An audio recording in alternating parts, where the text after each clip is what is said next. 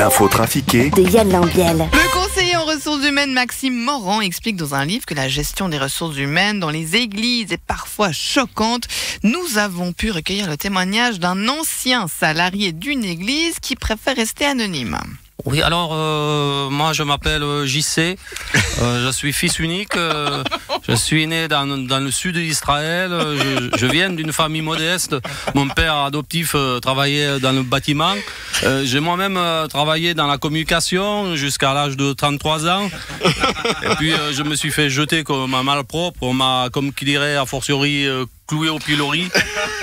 Du coup, j'ai dû disparaître un moment. Je suis retourné chez mon père spirituel quelques semaines.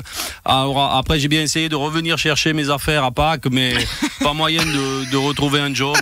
Depuis, je suis au chômage. Ah, depuis quand? Ça doit faire quand même 2020 ans, gentiment. mais vous pensez que vous allez retrouver du travail? Vous savez, ça fait longtemps que je crois plus au miracle. Je savais pas qu'il avait cet accent, moi. Ouais. Mais écoute, je sais pas. Je ne sais pas non plus. Comme ça. Je trouvais ça drôle. Voilà. Mathias Reynard, vous briguez le poste de la socialiste Esther Weber-Kalbermatten. Vous qui êtes féministe, ça ne vous dérange pas de briguer le poste d'une femme? Non, mais écoute, je te pose la question, Simone. Est-ce que tu préfères un homme socialiste, progressiste, féministe, ou est-ce que tu préfères une femme, mais PDC, bourgeoise, rétrograde et conservatiste? Moi, je crois que la question... Ouais, elle est vite répondue. Non, on y répond facilement.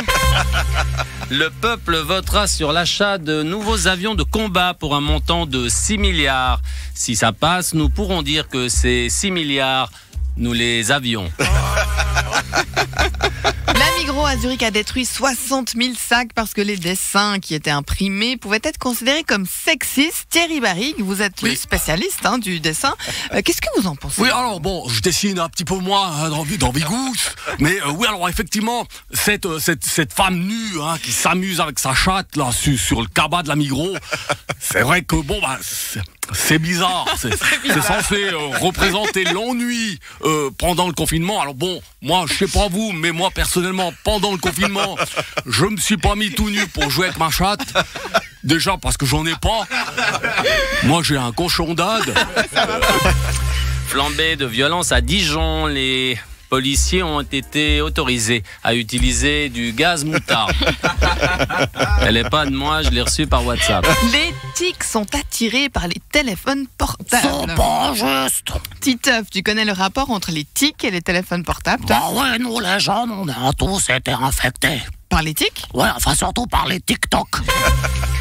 Suite à la mort de George Floyd, Donald Trump décrète l'interdiction de la prise d'étranglement, sauf exception, dans le cas d'une interpellation d'un noir, par exemple. Pourquoi, pour lutter contre une pandémie, on faisait des stocks de PQ? Alexandre Jolien, ça vous a surpris, ça? Oui, c'est comme si en prévision d'une inondation, on faisait un stock d'allumettes, ou si en prévision d'une canicule, on faisait des provisions de Q-tips, ou pire, en prévision d'une invasion imaginaire, on faisait un stock d'avions de combat.